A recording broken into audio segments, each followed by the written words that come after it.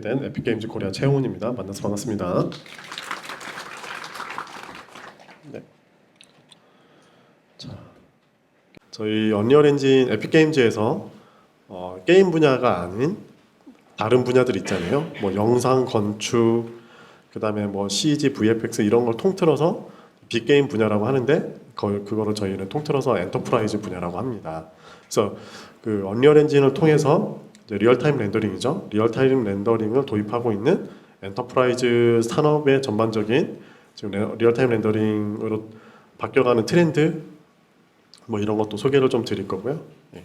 그래서 지금 보고 계시고 있는 거는 목차입니다. 그래서 뭐 MR부터 시작해서 AEC 쪽, 그다음에 뭐 저희 데이터 스미스 같은 것들, 애니메이션 쪽 이런 좀 다 차례차례 좀 설명을 드릴 거고요. 예, 그래서 첫 번째 언리얼 엔진, 그러니까 즉 리얼타임 렌더링을 도입해서 사용하고 있는 영상이나 애니메이션, 그다음에 VFX 쪽 이쪽 사례에 대해서 좀 영상을 한번 보여드릴게요. 이것도 보셨을 것 같긴 한데요. 지금 보고 계시는 거는 이제 저희가 만든 트롤 데모죠.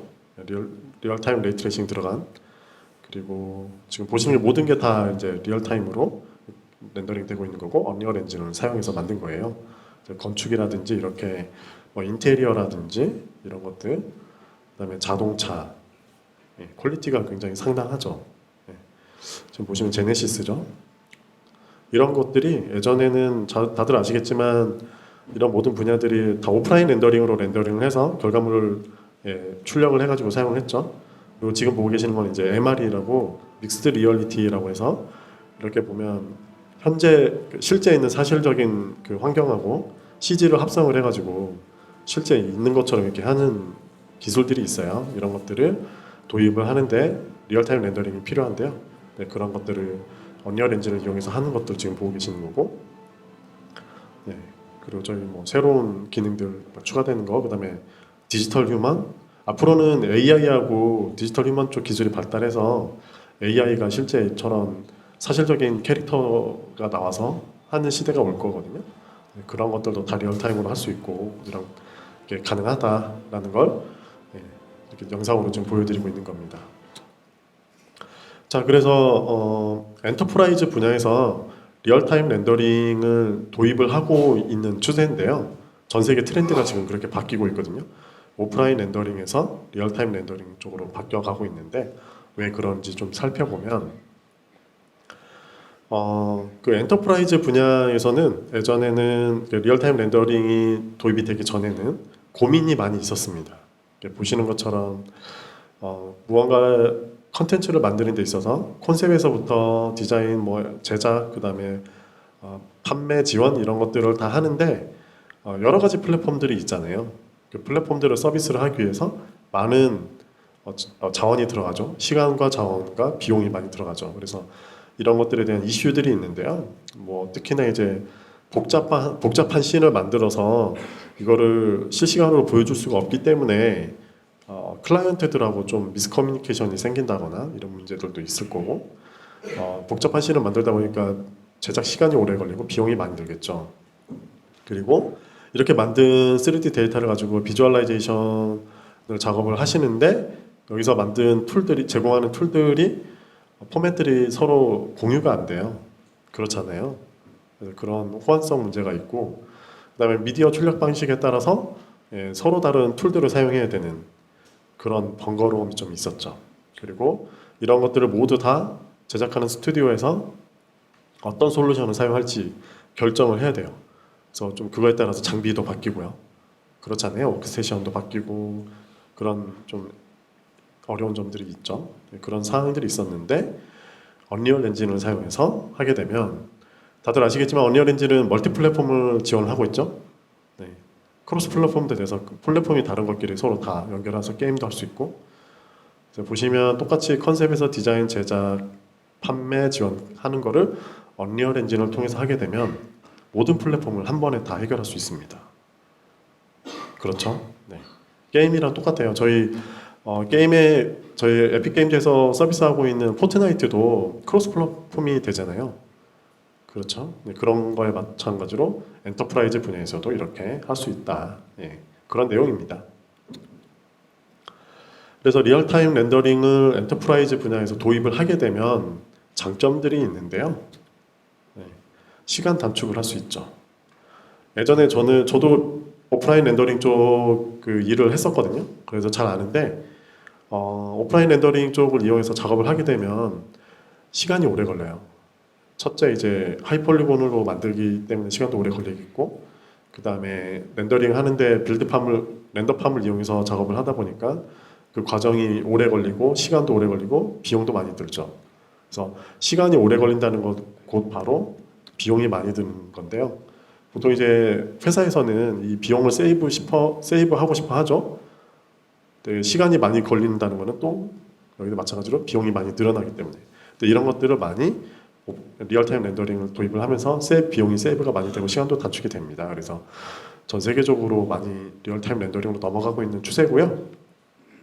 네, 국내 기업에서도 최근에 이제 리얼타임 렌더링을 도입을 하기 위해서 많이 노력을 하고 계시고, 그 중에서 언리얼 엔진 도입을 많이 하려고 준비를 하고 계시는 데도 있고 이미 쓰고 계시는 데도 되게 많아요. 그래서 작년보다 올해 특히나 이제 한국 기업에서 저희한테 문의를 하시는 쪽이 되게 많아졌고요. 방송국 같은 데에서도 지금 많이 쓰고 있고, 네, 그런 상황입니다. 그리고 리얼타임 렌더링이 다들 아시겠지만 물리 기반 렌더링이라고 해서 PBR이라는 걸 하잖아요. 그래서 실제 사실적인 퀄리티 쉐이딩 처리가 가능해서 퀄리티가 많이 향상이 됐고요. 그다음에 레이트레이싱 기술이 원래 영상 쪽에서 많이 쓰던 기술인데 이게 리얼타임 레이트레이싱이 언리얼 엔진에 들어왔어요. 그래서 이런 렌더링 기술들이 많이 발전하다 보니까 퀄리티도 많이 향상이 됐습니다. 그리고 실시간으로 작업을 할 수 있기 때문에 몰입감 있는 컨텐츠 제작하는 데 굉장히 도움이 돼요. 이게 무슨 말이냐면 뒤에 가서 설명을 자세하게 드릴 건데요.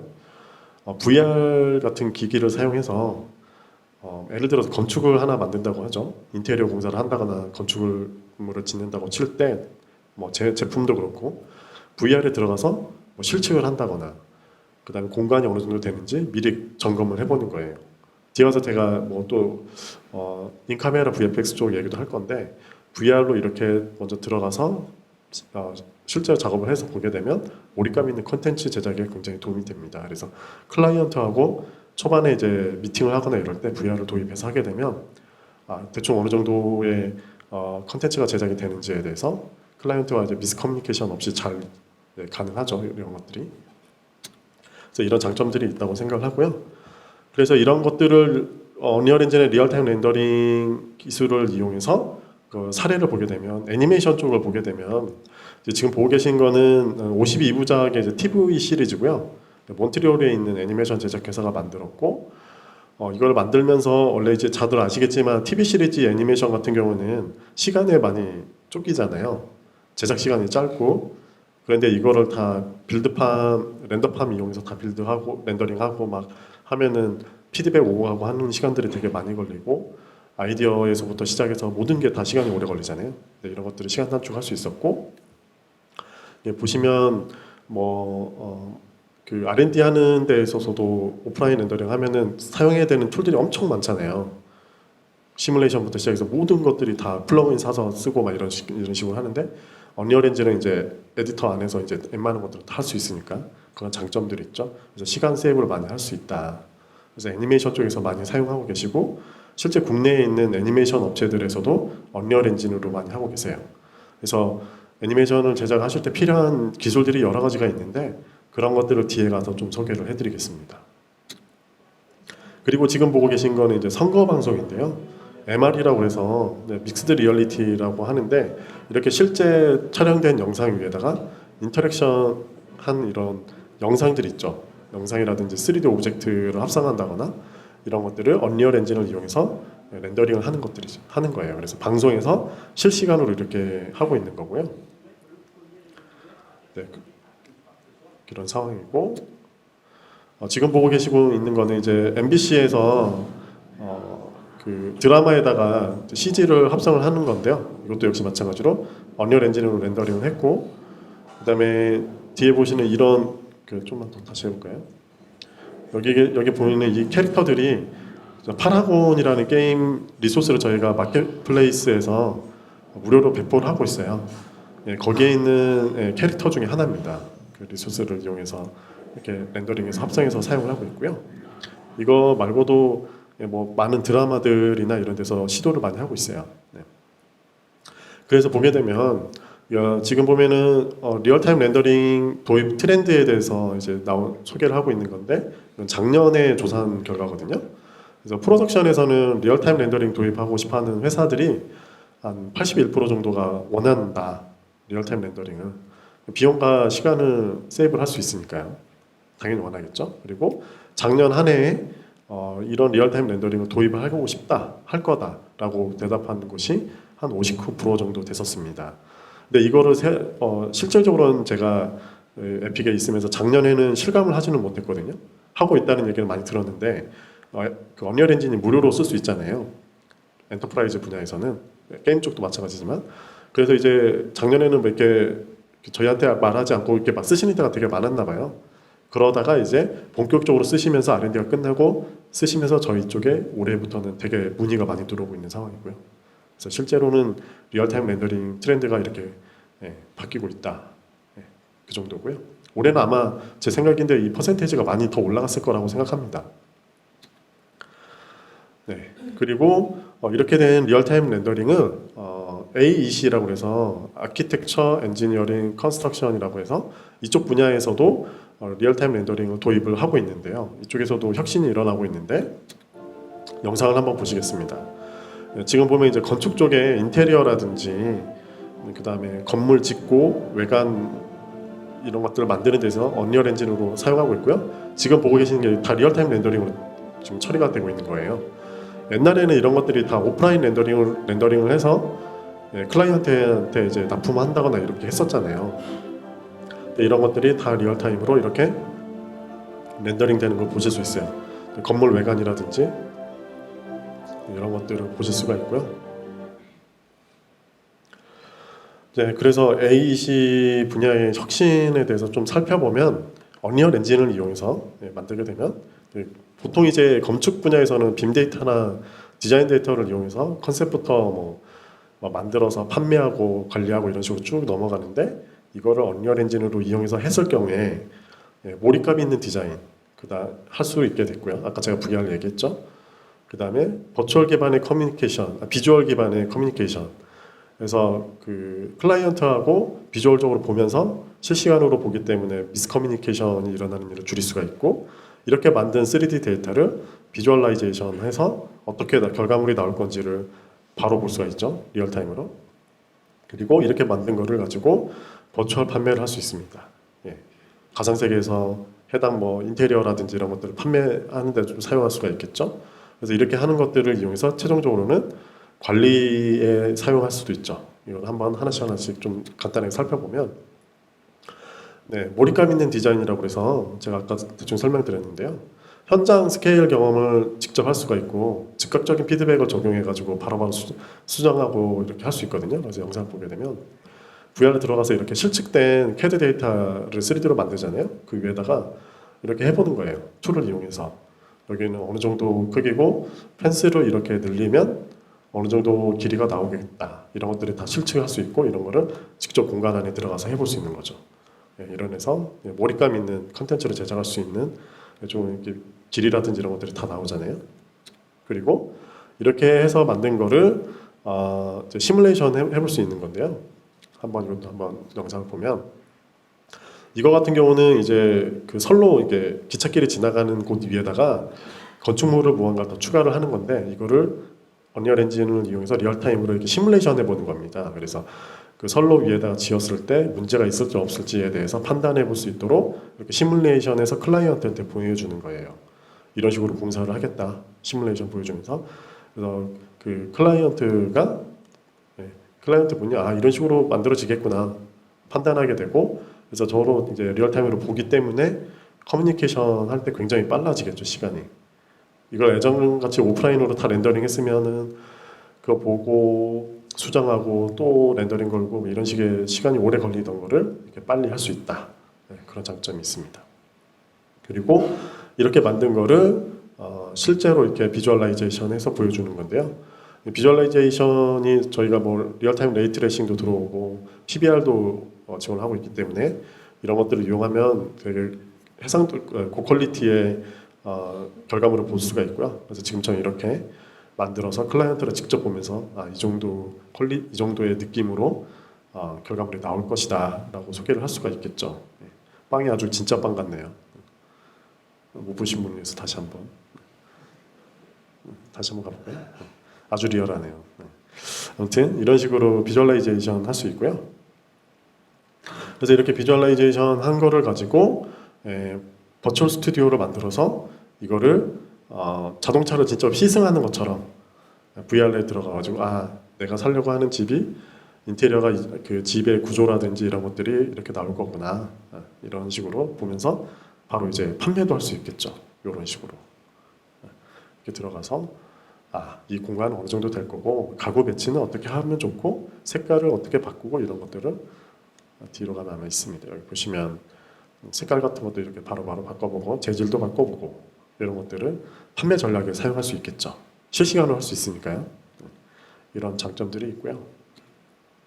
그 다음에 이렇게 비주얼라이제이션 한 데이터를 가지고 관리에도 사용을 할 수가 있습니다.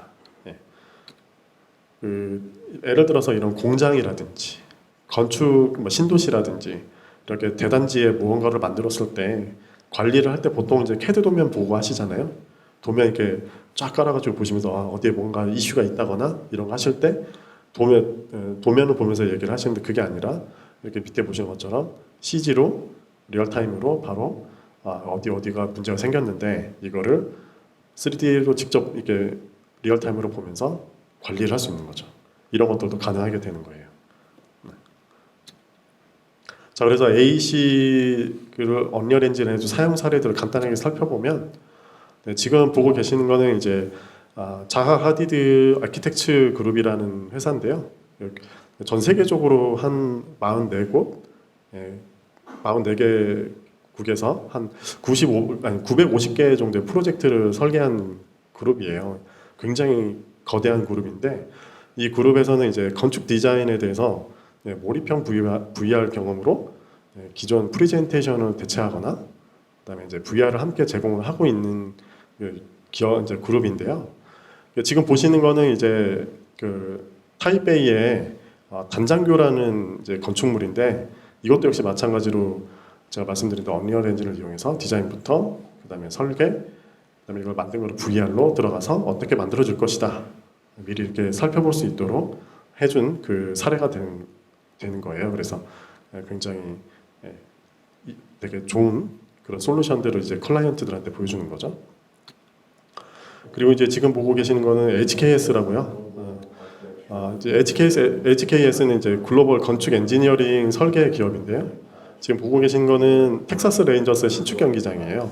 이것도 역시 마찬가지로 새로운 경기장을 만드는 데 있어서 언리얼 엔진으로 이렇게 미리 렌더링을 해가지고 어떻게 만들어질 것이다, 이런 것들을 이제 해볼 수 있는 거죠. 보통 이렇게 도면으로 보거나 CAD 데이터 보거나 오프라인으로 렌더링을 해서 결과물만 보잖아요. 그게 아니라 이렇게 리얼타임으로 바로바로 이제 볼 수 있는 거죠. 어떻게 만들어질 건지. 이런 사례가 있습니다.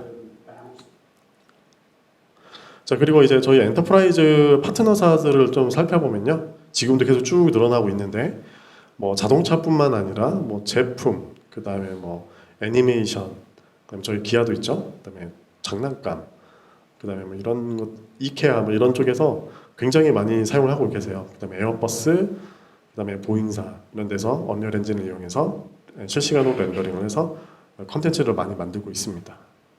이런 사들이 있고요. 그리고 이제 제가 PPT를 엔터프라이즈 쪽 PPT를 준비를 하다 보니까 영상들이 많이 필요하더라고요. 그래서 PPT가 4기가가 넘어요. 그래서 한 번에 틀면 너무 느려가지고 둘로 쪼갰습니다. 하나 더 켜야 되거든요. 잠시만요. 자, 그다음에 두 번째 PPT입니다. 이번에는 그래서 이제 언리얼 엔진을 이용해서 이렇게 많이 쓴다고 하는데, 그러면 언리얼 엔진에서는 어떤 기능들을 엔터프라이즈 분야에서 지원을 하고 있는지에 대해서 살펴보겠습니다. 혹시 언리얼 스튜디오라고 들어보신 분 계신가요? 들어보신 분 계시면 손 한 번만 들어주세요. 네, 이참에 듣고 가세요. 이게 언리얼 스튜디오가 뭐냐면요. 혹시 그러면 데이터 스미스라고 들어보신 분 계세요? 아, 네. 데이터 스미스가 뭐냐면 뒤에 가서 설명을 드릴 건데 그 오프라인 렌더링 쓰시는 분들이 그 리얼타임 렌더링으로 이제 트렌드가 전 세계적으로 바뀌다 보니까 그쪽을 이제 R&D하고 공부를 하기 위해서 언리얼 엔진을 접하시는데요. 이제 다들 아시겠지만 오프라인 렌더링에 익숙해져 있다 보니까 맥스, 브이레이, 뭐 아놀드 렌더러, 뭐 그다음에 그 뭐죠? 픽사에서 만든 렌더맨, 예. 이런 것들에 많이 익숙해져 계시는데 리얼타임 렌더링으로 넘어오다 보니까 언리얼 엔진을 공부를 해야 돼요. 그렇죠? 그래서 언리얼 엔진 써보시면 아시겠지만 데이터를 만들 때 맥스나 만해서 만들어가지고 스케치업이나 이런 데 만들어가지고 데이터를 FBX로 넘겨서 엔진에 넣어가지고 모델링 추가하고 그 다음에 텍스처 추가하고 머티리얼 세팅, 노드로 세팅하고 그 다음에 카메라 세팅하고 라이트 세팅하고 레벨의 환경 세팅까지 해서 만들어야 되잖아요. 근데 이 과정들이 공부하는데 러닝 커브가 좀 있습니다. 그래서 공부할 게 많죠. 근데 이런 것들이 처음에 언리얼 엔진을 공부하는데 좀 약간 벽이 되는 거예요. 어렵죠? 근데 그런 것들을 해결해 주기 위해서 저희 내부적으로 데이터 스미스라는 걸 만들었어요. 뒤에 가서 좀 설명을 드릴 거고요. 그래서 이 언리얼 스튜디오는 데이터 스미스뿐만 아니라 오토마이제이션 툴, 그다음에 어셋, 서포트, 그다음에 교육, 이런 학습 이런 쪽 관련된 것들을 모두 다 하나의 패키지로 묶은 거를 언리얼 스튜디오라고 얘기를 합니다. 그래서 데이터 스미스를 좀 살펴보면 제가 아까 설명드린 대로 3D 맥스에서 그렇게 인테리어 씬을 예를 들어서 하나 만든다면 그 씬들을 하나하나 일일이 다 따로 출력을 해서 FBX로 뽑아서 엔진에 가져와야 되는데 걔를 데이터 스미스를 이용해서 한 번에 가져갈 수 있어요. 맥스에서 세팅해놓은 모델링, 그다음에 뭐 그 머티리얼에서 세팅한 쉐이더들 있죠. 블링 쉐이더, 폼 쉐이더, 거기에 뭐 그다음에 리플렉션 같은 거 다 세팅한 거를 데이터 스미스를 통해서 언리얼에 가져가면 보통 이제 엔진에서는 머티리얼 에디터를 이용해서 노드 기반의 머티리얼들을 다 짜야 되잖아요. 근데 얘를 맥스에서 포팅해서 넘기면 언리얼 머티리얼 기반으로 노드 베이스로 포팅을 다 해줘요. 알아서. 굉장히 획기적이죠. 아주 좋죠. 그리고 뭐 카메라, 라이트, 그 다음에 카메라 워킹, 애니메이션 이런 것들도 한 번에 다 데이터 스미스를 가지고 통해서 넘겨줍니다. 씬 전체를 한 방에 넘겨줘요. 그리고 라이노, 스케치업, 레빗, 카티아 이런 것들도 지원을 합니다. 포맷을 데이터 스미스가. 그래서 직접 넘길 수가 있고요. 예, 지금 제가 방금 설명드린 그 내용이고, 그래서 이 데이터 스미스는 언리얼 스튜디오 그 베타를 신청을 하시면 그 에픽게임즈 런처에 이렇게 데이터 스미스를 설치할 수 있도록 탭이 생깁니다. 언리얼 스튜디오 베타라고. 그리고 익스포터 플러그인이 있는데요. 이거를 받으시면 그 3ds max에서 이제 데이터 스미스 파일로 넘겨가지고 엔진을 가져올 수 있게 되는데요. 이거는 한번 볼까요? 네. 예를 들어서 이런 씬을 맥스에서 만들었다고 치죠. 만들어서 3ds max에서 방금 제가 설명드린 플러그인을 설치를 하게 되면 익스포트 할 때 U 데이터 스미스라는 거 이제 파일 포맷이 있어요. 그걸로 익스포트를 합니다. 그러면 맥스에서 만든 씬이 전체가 넘어가고요. 그다음에 언리얼 데이터 스미스를 까시면 이렇게 위에 데이터 스미스라는 아이콘이 생겨요. 이걸 눌러주시면 그 데이터 스미스 파일을 선택을 할 수가 있고요. 그다음에 여기는 데이터 스미스뿐만 아니라 뭐 캐드 데이터 이런 것들도 한꺼번에 다 지원하고요. 그래서 여기서 오픈을 누르시면 지금 여기 보시는 것처럼 이렇게 모델링 데이터, 그다음에 만든 것들, 그다음에 컨텐츠 브라우저에 가보시면 머티리얼, 텍스처 이런 것들을 한 번에 모두 다 가지고 옵니다. 씬으로 다 가지고 와요. 맵 파일을 가져온다고 생각하시면 되죠. 그래서 굉장히 편리한 툴입니다. 자, 그리고 건축 쪽이나 이런 쪽에서는 스케치업을 많이 쓰시죠? 스케치업도 마찬가지로 언리얼 엔진으로 스케치업에서 만든 걸 언리얼 엔진으로 가져올 수 있습니다. 보시면 스케치업의 익스포터를 지원을 하고 있어요. 그래서 이거를 가져오시면 이것도 한번 보여드리죠. 이게 지금 스케치업으로 만든 건데 스케치업에서 예를 들어서 데이터를 이렇게 만들어요.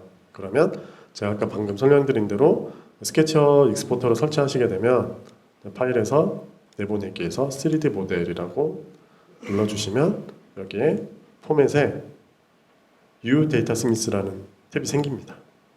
이걸 이용해서 익스포트를 내보내기를 하게 되면 언리얼 엔진으로 넘길 수가 있어요. 네, 그래서 스케치업 쓰시는 분들도 간편하게 넘길 수 있다. 이런 걸 알아두시면 좋을 것 같고요. 그리고 또 이제 시네마 4D 모션 그래픽 같은 거 쓰시는 개발하시는 분들이 시네마 4D 많이 쓰시잖아요. 시네마 4D도 역시 마찬가지로 데이터 스미스가 포맷을 지원합니다. 네.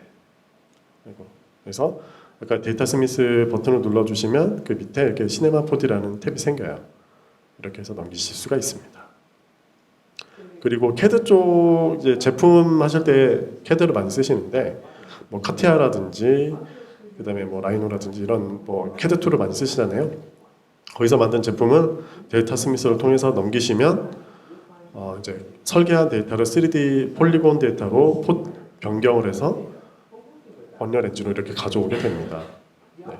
그래서 이걸 가지고 뭐 VR에서 체험도 해보실 수도 있고 엔진에서 이렇게 CAD 데이터를 바로 준비를 해서 엔진에 이렇게 바로 가져올 수 있고요. 데이터 스미스를 통해서 가져오는 거죠. 한번 좀 볼까요? 네. 그래서 데이터 스미스로 가져오는 거고, 네. 데이터 스미스 임포트 할 때 옵션들이 좀 있는데 이런 것들도 세팅해서 가져올 수 있고요. 이렇게 가져온 거를 엔진에서 네. 지금 이제 이거 보시면 그 CAD 툴에서 만든 걸 가져왔을 때 어셋들이 이렇게 다 파츠들이 다 나눠져서 이렇게 가져오는 걸 볼 수가 있어요. 네, 이렇게 가져올 수 있습니다. 그래서 그 아시겠지만 CAD 데이터에서 설계한 도면 데이터를 가지고 3D 오브젝트를 만드는 거기 때문에 그 분명 문제가 생기는 오브젝트들이 생깁니다. 그래서 뭐 구멍이 막 뚫어져 있거나 면이 정리가 안 돼 있거나 이런 것들이 생기는데 그런 거를 스태틱 메쉬 에디터라고 해서 그런 것들을 정리해 줄 수 있는 툴도 제공을 하고 있어요. 그리고 CAD 데이터를 가지고 오기 때문에 폴리곤으로 변경하면서 이제 면들이 워낙 많으니까 이런 것들 옵티마이제이션 자동적으로 어느 정도 해서 가지고 오거든요. 네. 그런 기능들을 제공하고 있어요. 자, 그리고 이제 시퀀서. 시퀀서가 뭐냐면요. 저희 이거는 에디터를 열어서 보면서 제가 설명을 드릴게요. 네, 시퀀서가 뭐냐면 여기 보시면 시네마틱이라고 있죠. 제가 아까 영상들을 많이 보여드렸는데 거기 있는 영상들이 언리얼 엔진으로 만들었다고 했잖아요. 거기 있는 영상들을 모두 시네마틱 툴을 이용해서 만들었습니다. 기존에는 마티네라고 언리얼 3 때부터 이제 시네마틱 만들어주는 툴이 있었는데요. 이거를 좀 더 진화시켜서 새로운 시퀀서라는 툴을 만들고 있습니다. 그래서 외국에 있는 그 뭐 ILM이라든지 뭐 이런 영상 VFX 쪽 기업에서 이런 영상 제작 쪽 관련된 툴을 만드시는 전문가분들이 회사로 오셨어요. 저희 회사로. 그래서 그분들이 직접 만드시는 거고요. 그래서 영상 쪽에 계시는 분들이 되게 편리하게 만드실 수 있도록 이런 툴들을 제공을 하고 있고 앞으로도 계속 업데이트 될 예정입니다. 그래서 제 마티네가 있긴 있는데요. 지금 이제 시퀀서가 이제 시퀀서로 앞으로 대체가 될 예정이고요. 이 시퀀서는 보면은 레벨 시퀀스하고 마스터 시퀀스라는 게 두 가지가 있습니다. 그래서 이 레벨 시퀀스는 뭐냐면 여기 보시면 지금 시퀀서를 제가 연 건데요. 영상을 만들 때 보면 샷들이 되게 여러 가지가 많이 필요하잖아요. 샷들을 여러 가지를 만들어서 합쳐가지고 최종적으로 영상을 만드는데 이 샷들은 각자의 작업자들이 하나씩 다 만들어요. 그렇잖아요. 샷들을 나눠서 작업을 하는데 이 샷들을 만들 때 사용하는 게 레벨 시퀀스입니다. 이 레벨 시퀀스에서 지금 보시는 것처럼 카메라 세팅부터 시작해서 오디오도 세팅할 수 있고요. 그 다음에 카메라도 셋업할 수 있고 그 다음에 여기 등장하는 캐릭터 스켈레탈 메시라고 하는데 얘를 여기서 추가해서 애니메이션 데이터도 트랙으로 넣을 수 있고요. 그 다음에 라이트 같은 것도 뭐 빛의 밝기라든지 이런 것도 다 트랙으로 컨트롤할 수 있습니다. 그리고 프론트이라고 되어 있는데 바탕에 깔리는 오브젝트들 이런 것들에도 변형이 생기거나 지금 여기서 문이 열리잖아요. 이런 것들도 다 여기서 컨트롤할 수 있어요. 그리고 영상 작업하시는 분들 보면은 커브 에디터 많이 쓰시잖아요. 역시 커브 에디터도 지원을 하고 있어요. 그래서 이 커브 에디터를 이용해서 머티리얼, 그러니까 뭐 효과 같은 머티리얼 효과 같은 것도 커브로 해서 넣을 수가 있고요. 한번 볼까요? 뭐 위치값 같은 것도 다 커브로 할 수 있고 회전이나 이런 것도 할 수 있고요. 그다음에 이거를 이용해서 라이트 밝기라든지 이런 것들도 다 커브를 이용해서 자연스럽게 올라가고 내려가고 이런 것들도 다 수정할 수 있습니다. 그리고 이 레벨 시퀀스가 있는데 이쪽으로 올라가 보면 마스터 시퀀서라는 게 있습니다. 이 마스터 시퀀서는 뭐냐면 이렇게 만들어진 각자의 레벨 시퀀서들을 샷이라고 했을 때 그 샷들을 조합해요. 조합해서 최종 씬을 만듭니다. 이렇게 거기에다가 환경에 깔리는 배경음악이라든지 그 다음에 페이드 트랙 같은 걸 넣어서 뭐 초반에 이제 어두워서 이제 밝게 장면이 자연스럽게 연결된다거나 이런 것들을 할 수 있는 작업이 이제 마스터 시퀀서고요. 그 다음에 여기 보면 렌더 무비 세팅이라는 게 있는데 이렇게 만들어진 총 애니메이션들을 비디오 파일로도 출력을 할 수가 있고요.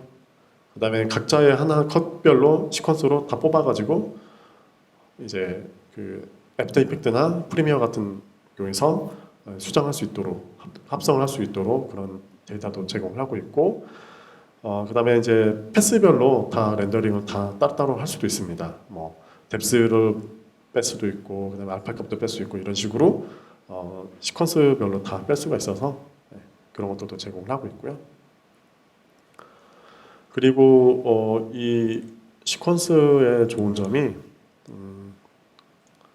보면은 이 시퀀서로 작업을 하실 때 보통 여기 보시면 이제 모드라고 하는데 이 모드에 시네마틱이라는 곳이 있어요. 여기에 시네 카메라 액터라고 해서 기본적으로 언리얼 엔진에서 제공하고 있는 기본 카메라 말고 영상 이쪽에서 많이 사용하시는 카메라 세팅들이 있잖아요. 뭐 10mm, 50mm부터 시작해서 카메라들이 여러 가지가 있는데 그 카메라 옵션들을 이렇게 시네마틱에서 쓰는 것들을 따로 만들어서 제공을 하고 있습니다. 그래서 뭐 비율별로 시작해서 카메라 종류별로 뭐 35mm 카메라 뭐 이런 것들도 다 제공을 하고 있고요. 그리고 여기 보시면 카메라 레일이라고 해서 그 영상 그 애니메이션이라든지 그 다음에 드라마라든지 뭐 이런 데서 레일을 바닥에 깔잖아요. 레일을 이렇게 Alt 누르면은 이렇게 추가할 수 있거든요. 이렇게. 그래서 레일을 추가하고 이 카메라를 여기다 붙일 수가 있어요. 이렇게 해서 얘가 있고 얘가 레일이죠. 그래서 카메라를 레일에 붙이면 이렇게 카메라 레일을 선택하고 값을 얘가 아니구나. 네. 요건가 보네요. 응? 잠시만요. 여긴가 보네. 포지션. 네. 요걸 이용하면 카메라를 이렇게 붙여서 레일을 사용할 수도 있고요. 네. 그 다음에 카메라 리크레인이라고 해서 지미지 보통 영상 찍으실 때 많이 쓰시잖아요. 이것도 역시 마찬가지로 여기다가 카메라를 여기다 붙이면 얘도 마찬가지로 피치 값하고 요 값을 조절하시면 이렇게 지미집처럼 쓸 수가 있어요. 이런 거를 이용해서 실제 영상을 만드실 때 사용하시면 굉장히 유익하죠. 그래서 이런 시퀀서라는 거를 제공을 하고 있습니다. 그리고 이제 이 시퀀서는 저희 4.23 이번에 업데이트 했잖아요. 거기서 이제 추가적으로 계속 개발이 진행된 것들을 업데이트를 했는데 뭐 3개의 뷰 모드라든지 뭐 다양한 프레임 옵션, 그다음에 리타임 툴, 트랜스폼 툴, 그다음에 사용성에 대해서 좀 개선이 되는 것들이 트랙 필터 검색하는 거, 프레임 늘리고 줄이기 하는 것들, 그다음에 여러 가지 트랙을 추가하고 편집할 수 있는 거, 그다음에 오디오 섹션 블렌드 같은 이런 기능들도 4.23에서 업데이트가 된 부분들이 있습니다. 이런 것들이 있으니까 한번 시퀀서를 써보시는 걸 추천드리고요. 그리고 다들 아시겠지만 저희가 리얼타임 레이트레이싱 엔터프라이즈 분야에서 굉장히 반기는 기능이죠. 리얼타임 레이트레이싱을 기능 이제 개선이 많이 되고 있는데요. 뭐 소프트 섀도우 쪽이라든지 뭐 GI 쪽이라든지 그다음에 반사 쪽 관련된 것들 이런 것들에 대해서 업데이트가 많이 되고 있고요. 이 리얼타임 레이트레이싱을 그냥 뭐 아티스트 분들이 알기 쉽게 설명하면 실제 세상에서 빛이 움직이는 것을 모방해가지고 실제 세상에서 볼 수 있는 것과 같은 정교한 렌더링을 하는 기법이다. 그래서 예전에 영상이라든지 뭐 VFX 쪽에서 많이 사용하던 기법이죠. 근데 그때는 리얼타임이 아니었는데 언리얼 엔진에서는 리얼타임으로 이 레이트레이싱이 가능하도록 기능이 추가된 거고요. 4.23에서는 이 리얼타임 레이트레이싱 기능들이 많이 개선이 됐는데 그 중에서 이제 퍼포먼스하고 안정성이 많이 개선됐고요. 그리고 다이렉트 12 지원을 좀 강화를 했어요. 그리고 레이트레이스 기능을 이제 사용하다 보면 디노이저 쪽에 대한 이슈들이 있잖아요. 디노이저 쪽 퀄리티들을 많이 향상을 이번에 시켰고요. 그 다음에 글로벌 일루미네이션 쪽, 뭐 RTGI라고 하는데 이 퀄리티도 많이 증가하는 작업을 진행을 했습니다. 그리고 퍼포먼스 쪽에서도 개선이 있었는데요. 저희 랜드스케이프 그 샘플 중에 카이트 데모라고 있어요. 소년과 연 샘플이 있는데 얘를 2080 Ti에서 돌려서 퍼포먼스를 체크를 해보니까 지오메트리 업데이트 시간이 한 2ms, 그 다음에 비디오 메모리가 한 500MB 정도 먹는 걸 확인할 수가 있었고요. 엄청난 발전이죠. 그 카이트 데모 맵을 혹시 열어보시면 아시겠지만 엄청나게 크잖아요. 그리고 이제 레이트레이싱에서 이제 추가된 기능들 중에서 이제 지원하는 것들이 예전에는 계층형 인스턴스드 스태틱 메시나 인스턴스드 스태틱 메시 ISM이라고 하는데 이런 것들을 지원하지 않았었는데 4.23에서부터는 지원합니다. 그래서 배경에서 이제 만들 때 메시드 막 인스턴스 메시드 막 만드는데 이런 것들도 지원하고요. 그다음에 이제 랜드스케이프하고 스켈레탈 메시 지오메트리 월드 포지션 옵셋 WPO라고 하는데 이런 것들도 지원을 하게 됐고요. 4.23에서부터. 그리고 이제 다들 많이 기다리셨던 서브서피스 머티리얼 사용한 투가 SSS 쉐이더 쓸 때 피부라든지 뭐 항아리라든지 나뭇잎 같은 거 많이 쓰시잖아요. 그래서 그 빛이 투과되면서 스캐터링이 일어나는데 이런 것들이 원래 리얼타임 레이트레이싱에서는 안 됐었거든요. 근데 이런 것들도 이제 기능이 추가가 됐고요. 그다음에 이제 프로시저럴 메시도 리얼타임 레이트레이싱이 지원을 하게 됐습니다. 4.23부터.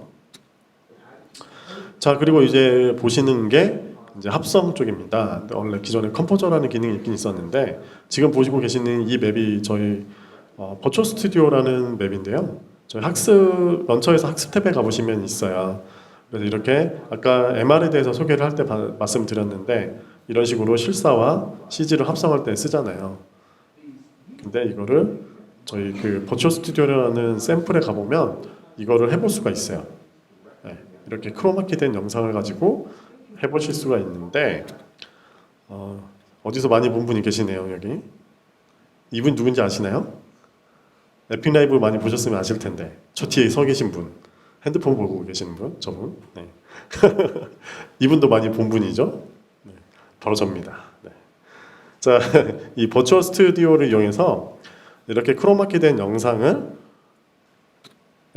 그 합성할 수 있게 기능을 추가를 했는데요. 이것도 한번 에디터를 통해서 보여드리도록 하겠습니다.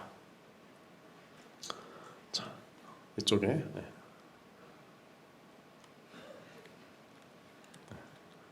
자, 이렇게 보면 실제 영상이에요.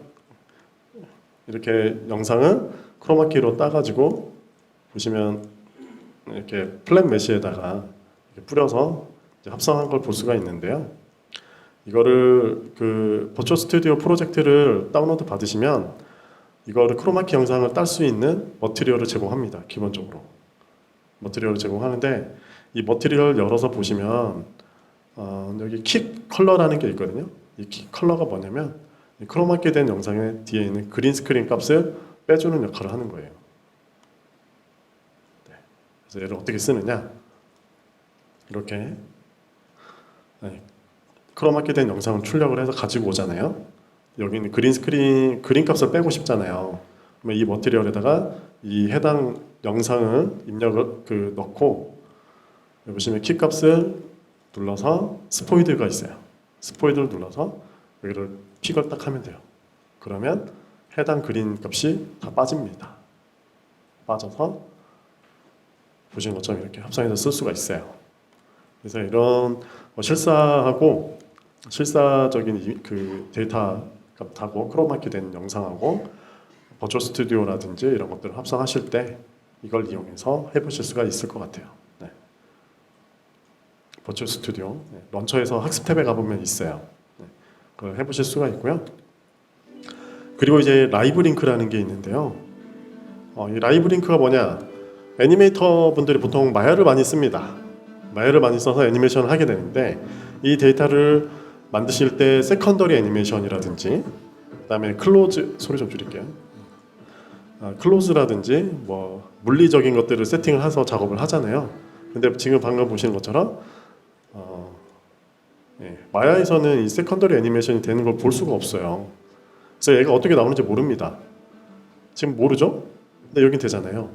그래서 이 라이브 링크라는 거를 이용해서 맥스랑 마야랑 맥스를 연결을 해줘요. 링크를 걸어줍니다. 그래서 실시간으로 마야랑 언리얼 엔진을 두 개를 띄우고 마야에서 작업을 하면은 엔진에서 실시간으로 이렇게 바뀌는 걸 볼 수가 있는데 세컨더리 애니메이션이나 물리글을 바로 이렇게 볼 수가 있어요. 그래서 어떤 식으로 애니메이션이 처리가 되는지 바로 보면서 작업을 할 수 있는 거예요.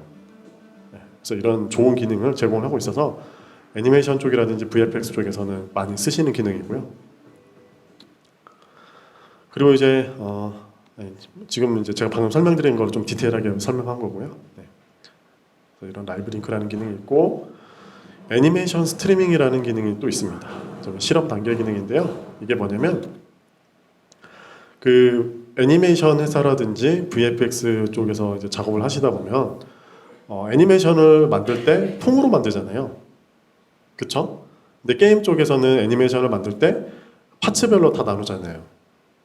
그쵸? 아이들 동작, 뛰는 동작, 그다음에 걷는 동작, 때리는 동작 이렇게 다 나눠가지고 블렌딩 처리하잖아요. 근데 애니메이션 회사에서는 보통 이거를 애니메이션들을 보통 통으로 만들어요. 그리고 모션 캡처 하는 데이터를 그대로 가져다 쓰시기 때문에 굉장히 무겁죠. 프레임도 엄청 많고 용량도 큽니다. 근데 이게 그대로 엔진에 가져오시면 메모리에 엄청난 부담이 돼요. 근데 이거를 텍스처 스트리밍 혹시 아시죠? 뭔지. 그거랑 똑같이 현재 애니메이션 되고 있는 장면들을 메모리에 다 올려놓지 않고 그때그때마다 스트리밍 처리를 해주는 거예요. 그래서 애니메이션 회사나 VFX 팀에서 거대한 애니메이션 데이터들도 스트리밍 처리를 이용해서 퍼포먼스의 부담을 줄여준다. 퍼포먼스보다는 그 메모리 사용량을 줄여줍니다. 그래서 여기 써 있는데 이게 핵심이에요. 장편 시네마틱 애니메이션을 재생할 때 유용해졌습니다. 그래서 4.23에서부터 이제 할 수 있는 거고요. 그리고 이제 픽셀 스트리밍이라는 기능이 있습니다. 이게 뭐냐면 이렇게 지금 보고 계신 게 이제 카 컴피규레이터인데요. 이런 것처럼 이렇게 고퀄리티의 이런 그 컨텐츠를 만들어서 예를 들어서 이거 지금 보면 PC에서만 볼 수 있는 퀄리티 정도잖아요. 근데 모바일 디바이스, 콘솔, 웹 이런 데에서도 같은 퀄리티의 이런 그 콘텐츠를 고객들한테 보여주고 싶은 거예요. 특히 이제 이게 사례가 이제 카 컨피규레이터인데 모바일에서 이 똑같은 퀄리티를 보여주고 싶은 거예요. 근데 이거를 클라우드 서버를 이용해서 CPU나 클라우드 서버의 CPU하고 GPU 이런 거를 이용해서 계산을 미리 서버에서 하고 이거를 픽셀 스트리밍을 이용해서 디바이스에서 이렇게 뿌려주는 거예요. 실시간으로. 그리고 여기에 인터페이스를 UMG를 통해서 만들어서 데이터를 주고받으면 여기서 이제 모바일 디바이스에서 컨트롤하게 되면 이 값이 서버랑 통신을 해가지고 픽셀 스트리밍으로 이렇게 실시간으로 처리되는 걸 볼 수가 있어요. 이런 기능도 제공을 하고 있습니다. 이 픽셀 스트리밍은 그리고 저희 에픽게임즈 런처에서 학습 탭에 가보시면 픽셀 스트리밍 데모도 있어요. 이걸 받아서 직접 해보실 수도 있습니다. 아마 유튜브라든지 구글링 검색해 보시면 많이 나올 거예요. 샘플들이 보시면 좋을 것 같고요. 그 다음에 이제 4.23의 이제 핵심 업데이트 내용 중에 인카메라 VFX라고 있습니다. 지금 보고 계시는 건 이제 야외에서 이렇게 찍은 영상처럼 보이죠? 굉장히 리얼하게 퀄리티도 되게 좋고 근데 이게 실제는 실내예요. 네. 이렇게 보시는 것처럼 네, 이렇게 실내에서 뒤에 이제 LED로 이제 뒤에 스크린들을 깔아가지고 이렇게 합성해서 하는 건데요. 이렇게 보면 LED가 보이죠? 이 인카메라 VFX라고 하는 건데요. 이게 뭐냐면 보통 VFX 작업을 크로마키 영상 찍고 예를 들어서 뒤에 있는 배경들, 환경들을 다 CG로 만들고 얘네들을 합성 작업들을 많이 하잖아요. 근데 이거를 그렇게 하지 않고 그냥 카메라 안에서 모든 게 VFX가 다 이런 작업이 한꺼번에 다 처리되는 카메라 안에서 모든 게 다 일어나는 거죠. 그래서 그 VFX 쪽에 혁신적인 파이프라인이 생겼습니다. 리얼타임 렌더링 덕분에. 그래서 제가 방금 설명드렸는데요. 뒤에 있는 그 스크린이 바로 LED 스크린이에요. 어떤 개념이냐면 보통은 이제 크로마키 영상으로 뒤에 그린 스크린을 깔고 영상을 찍은 다음에 걔를 따가지고 실제 CG로 만든 거랑 합성하죠. 근데 그게 아니라 그린 스크린 대신에 뒤에다가 LED 패널을 깔아요. 뒤에도 깔고 옆에도 깔고 위에도 깔고 이렇게 깔아요. 깔아서 거기에다가 언리얼 엔진으로 렌더링을 건 환경을 스크린에 뿌려줍니다. 그러면 이제 버추얼 세상하고 실제 카메라하고 서로 두 개가 생기죠.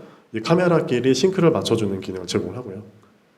그 두 개를 싱크를 맞춰서 렌더링을 해서 카메라 영상을 한번 보면서 얘기를 할까요? 다시 돌아가서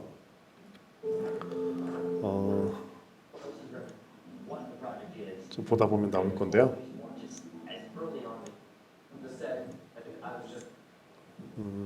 네, 이렇게 뒤에 있는 그 버추얼 카메라하고 실제 카메라하고 이렇게 싱크를 맞추는 거죠.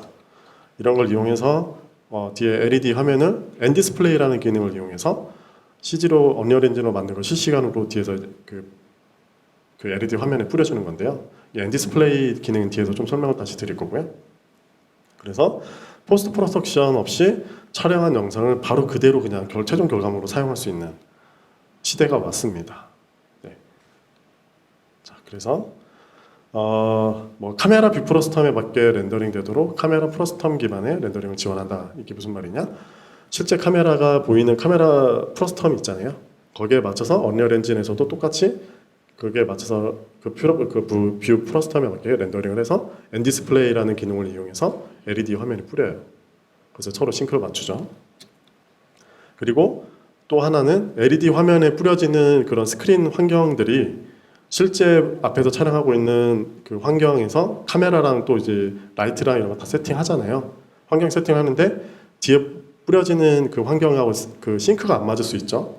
근데 이런 것들을 감독이라든지 뭐 카메라 감독이라든지 조명 감독이라든지 이런 감독들이 있을 거잖아요. 그런 분들이 그 조정에 따라서 이분들이 이제 컨트롤할 수 있도록 컨트롤러를 제공을 하고요. 그래서 그 컨트롤러를 만들어서 HTTP를 통신을 해서 실제로 원격을 통해 가지고 환경값을 고칠 수가 있어요. 이것도 영상으로 다시 한번 보여드릴게요. 뒤에 가면 아마 있을 건데요.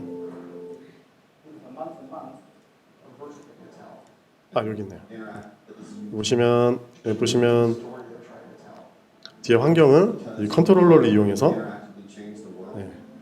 밝기라든지 이런 것들을 바로바로 바꾸죠. 이런 것들을 이제 HTTP를 통해서 바로바로 환경을 바꿀 수 있는 이런 기능들을 제공을 하고 있습니다. 시대가 많이 변했죠, 이제. 그리고 뒤에 이제 LED 화면들을 쭉 깔아가지고 엔디스플레이라는 걸 이용해서 렌더링을 한다고 했잖아요. 근데 이 엔디스플레이가 어떤 역할을 하느냐면은 LED 화면들이 쭉 있는데 보통 이제 생각할 때 PC 하나로 렌더링을 다 해서 걔를 모든 LED 화면에 쫙쫙 뿌려가지고 다 한꺼번에 처리한다고 생각할 수도 있는데 그러면 퍼포먼스 면에서 굉장히 느려지죠. 네, 엔디스플레이는 그 스크린별로 다 각자 하나의 PC를 다 세팅할 수가 있어요. 그래서 LED 스크린별로 PC를 다 세팅을 해서 각자 맡은 파츠를 렌더링을 해서 화면에 뿌릴 수 있게 기능을 제공하고 있는 게 이 엔디스플레이입니다. 그래서 최근에는 이렇게 약간 곡선형으로 된 화면에도 싱크를 맞출 수 있도록 기능도 제공을 하고 있고요. 지금 보시는 것처럼 이렇게 콘서트나 이런 데서도 많이 사용할 수 있는 그런 기능이죠. 대형 스크린에다가.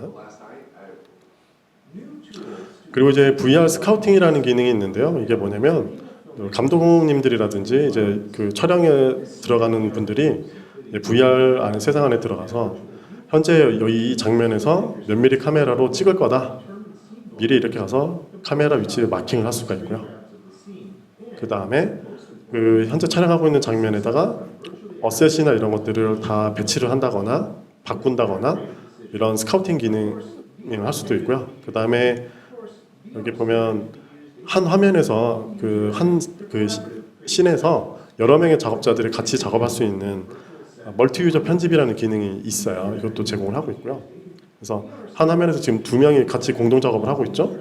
여러 명이 같이 작업을 할 수 있고, 뭐 그다음에 이걸 이용해서 그 카메라 길이라든지 이런 것들을 측정도 해볼 수 있고요. 말 그대로 스카우팅하는 그런 것들을 VR 세상에서 해볼 수 있는 거예요. 이런 것들도 4.23에서 업데이트가 됐습니다. 그래서 시대가 많이 변하고 있고요. 그리고 다들 리얼타임 렌더링을 쓰시면서 고민을 많이 하시는 쪽이 헤어잖아요. 그다음에 털 쪽이나 이런 것들이 어떻게 해야 될지, 시뮬레이션 어떻게 해야 될지 많이 물어보시는데 저희가 이것도 준비를 하고 있습니다. 그래서 언제 발표할지는 모르겠는데 작업을 열심히 하고 있고 준비를 하고 있으니까 기대를 해주시면 좋을 것 같고요. 그 다음에 이제 V-Ray인데요. V-Ray가 이제 언리얼 엔진에 들어왔죠. 지금 보시는 것처럼 언리얼 엔진에서 실시간으로 이렇게 렌더링 하는 거를 예를 들어서 V-Ray로 렌더링을 걸고 싶다 엔진에서 그러면 지금 보시는 것처럼 V-Ray로 버튼을 눌러서 렌더링도 바로 해볼 수가 있죠. 네, 이런 기능들이 제공을 하고 있고요. 그래서 엔진 내에서 3ds max나 마야, 라이노, 스케치업 등에서 제작된 V-Ray 씬을 편리하게 수정이 가능하고요. 그다음에 라이트라든지 머티리얼이 실시간 언리얼 엔진 워크플로우에 맞춰서 자동으로 변환이 되지만 원본하고 스마트 연결을 유지하기 때문에 동일한 콘텐츠를 사용해서 언리얼 에디터에서 직접 품질이 보장된 레이트레이싱, 렌더링, 생성도 할 수가 있습니다. 그리고 데이터 스미스에서 임포트 기능뿐만 아니라 데이터 최적화 툴도 함께 포함해서 제공을 하고 있고 그다음에 뭐 기술 지원이라든지 그 템플릿 같은 것도 제공을 하고 있고요. 그리고 이제 트윈모션인데요. 트윈모션은 한번 에디터를 직접 보면서 설명을 드릴게요. 트윈모션이라고 해서 이런 건축 분야나 이런 쪽에서도 많이 쓰시는 걸로 알고 있는데 트윈모션은 저희 언리얼 엔진 런처에 보시면 에픽게임즈 런처에 보면 트윈모션이라는 탭이 하나 생겼어요. 근데 거기서 트윈모션을 설치하고 깔아보시면 이 트윈모션은 언리얼 엔진의 렌더러를 똑같이 사용하고 있거든요. 그래서 렌더링이 언리얼 엔진하고 거의 똑같이 나온다고 보시면 돼요. 근데 이 트윈모션을 이용해서 건축 쪽에서 많이 사용하고 계신데 이 트윈모션의 장점들이 되게 많습니다. 날씨 바꾸는 거라든지 그 다음에 이렇게 라이팅 GI라든지 이런 것들도 쉽게 바꿔보실 수도 있고요. 이런 거를 다 언리얼 엔진 렌더러 기반으로 만들어져 있고 그다음에 여기 배치를 한다거나 이런 라이브러리도 다 많이 제공을 하고 있거든요. 가보면은 라이브러리 쪽에 가보면 라이트, 그다음에 비클, 오토바이 같은 자전거 같은 것들도 이렇게 제공하고 있으니까 이걸 이용해서 쇼케이스 같은 것도 만드실 수도 있는데 미리 언리얼 엔진 하기 전에 한번 해보시는 것도 좋을 것 같아요. 이걸 해보고 이런 식으로 하는구나. 좀 감을 잡으신 다음에 언리얼 엔진을 이어서 해보실 수도 있을 것 같고요. 그리고 언리얼 엔진 아까 제가 MR에 대해서 좀 영상들 여러 개 보여드렸는데 이 MR을 만드는 데 있어서 언리얼 엔진을 사용해서 MR 솔루션을 제공하는 업체가 두 군데가 있습니다. 첫 번째가 제로 덴시티라는 업체인데요. MR을 하기 위해서는 여러 가지 기능들이 필요한데 버추얼 카메라하고 실제 카메라에 카메라 트래킹 해주는 기능이 필요하죠. 그런 장비들도 제공을 하고 있고요. 그리고 이렇게 트래킹 되는 것들 제공을 하고 있고 이걸 이용해서 이제 크로마키 된 영상하고 또 실제 합성을 하잖아요. 근데 합성을 하는 데 있어서 여러 가지 기능들을 제공을 하고 있어요. 그래서 예를 들어서 크로마키 된 영상 중에서 플라스틱이라든지 반투명 같은 거를 실제로 사용하게 되면 걔를 알파를 깔끔하게 이렇게 따야 되는데 이런 것들도 잘 딸 수 있도록 기능도 제공을 하고 있고요. 이런 것들을 제공하고 있는 솔루션이 제로 덴시티라는 게 있고 또 하나 이제 픽소토프라는 게 있습니다. 그래서 다들 지금 많이 보신 영상들이 있을 거예요. 롤챔프라든지 그다음에 저희 웨더 채널에서 사용하는 건데요. 이것도 역시 마찬가지로 픽소토프라는 걸 이용해서 MR을 구현한 거고, 렌더러는 저희 언리얼 엔진 기반으로 되어 있습니다. 그래서 이런 두 가지 솔루션이 있고요. 그래서 MR에 대해서 관심 있으신 분들은 이 두 가지를 찾아서 한번 알아보시면 좋을 것 같아요. 네, 제가 준비한 건 여기까지고요.